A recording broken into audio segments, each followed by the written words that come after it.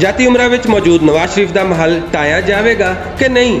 ਹਕੂਮਤ ਇਸ ਘਰ ਨੂੰ ਢਾਣ ਵਾਸਤੇ ਕਿੰਨੀ ਕੁ ਤਿਆਰ ਹੈ? ਨੂਨ ਲੀਗ ਇਸ ਘਰ ਨੂੰ ਬਚਾਉਣ ਵਾਸਤੇ ਕੀ ਕਰ ਰਹੀ ਹੈ? ਤਫਸੀਲ ਵਿੱਚ ਜਾਣ ਤੋਂ ਪਹਿਲਾਂ ਤੁਸੀਂ ਮਾਂ ਬੋਲੀ ਦੇ ਸਭ ਤੋਂ ਵੱਡੇ ਪੰਜਾਬੀ ਮੀਡੀਆ ਗਰੁੱਪ ਦੇ ਚੈਨਲ ਨੂੰ ਸਬਸਕ੍ਰਾਈਬ ਕਰ ਲਓ ਤਾਂ ਕਿ ਸਾਡੀ ਹਰ ਵੀਡੀਓ ਤੁਹਾਨੂੰ ਵੇਲੇ ਸਿਰ ਮਿਲਦੀ ਰਹੇ।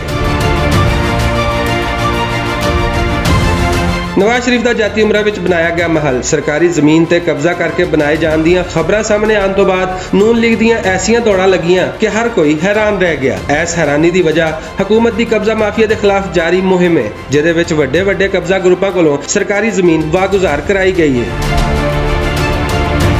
ਲੰਡਨ ਵਿੱਚ ਬੈਠੇ ਨਵਾਜ਼ ਸ਼ਰੀਫ ਤੇ ਪੂਰੀ ਨੂਨ ਲੀਗ ਨੂੰ ਜਾਤੀ ਉਮਰਾ ਦਾ ਮਹਲ ਉਦੋਂ ਢਹਿੰਦਾ ਨਜ਼ਰ ਆਇਆ ਜਦੋਂ ਇਹਦੇ ਥੱਲੋਂ ਸਰਕਾਰੀ ਜ਼ਮੀਨ ਨਿਕਲ ਆਈ। ਫਿਰ ਨਵਾਜ਼ ਸ਼ਰੀਫ ਸਮੇਤ ਪੂਰੀ ਨੂਨ ਲੀਗ ਨੇ ਦੌੜਾਂ ਲਾਈਆਂ ਤੇ ਹਰ ਜਾਣਨ ਵਾਲੇ ਦੇ ਤਰਲੇ ਕੀਤੇ ਗਏ। ਤਰਲਿਆਂ ਦੇ ਨਾਲ ਧਮਕੀਆਂ ਵੀ ਦਿੱਤੀਆਂ ਗਈਆਂ ਤੇ ਹੁਣ ਲੱਗਦਾ ਹੈ ਕਿ ਸ਼ਾਇਦ ਨੂਨ ਲੀਗ ਦਾ ਤਰਲਾ ਜਾਂ ਧਮਕੀ ਕੰਮ ਕਰ ਗਈ ਹੈ ਤੇ ਹਕੂਮਤ ਇਸ ਘਰ ਨੂੰ ਢਾਣ ਬਾਰੇ ਹੱਥ ਹੌਲਾ ਰੱਖਦੀ ਨਜ਼ਰ ਆ ਰਹੀ ਹੈ। ਵਫਾਕੀ ਵਜ਼ੀਰ ਇਤਲਾਤ ਫਵਾਦ ਚੌਧਰੀ ਨੇ ਆਖ ਦਿੱਤਾ ਹੈ ਕਿ ਹਕੂਮਤ ਦਾ ਜਾਤੀ ਉਮਰਾ ਵਿੱਚ ਕੋਈ ਵੀ ਘਰ ਢਾਣ ਦਾ ਕੋਈ ਮਨਸੂਬਾ ਨਹੀਂ, ਪਰ ਇਹ ਨਹੀਂ ਹੋ ਸਕਦਾ ਕਿ ਸਰਕਾਰੀ ਜ਼ਮੀਨ ਤੇ ਕਬਜ਼ੇ ਕੀਤੇ ਜਾਣ ਤੇ ਹਕੂਮਤ ਚੁੱਪ ਰਵੇ। ਯਾਨੀ ਬਜ਼ਾਹਰ ਮਾਮਲਾ ਕੁਝ ਲੈ ਦੇ ਕੇ ਖਤਮ ਕਰਨ ਵੱਲ ਗੱਲ ਟੁਰ ਪਈ ਹੈ।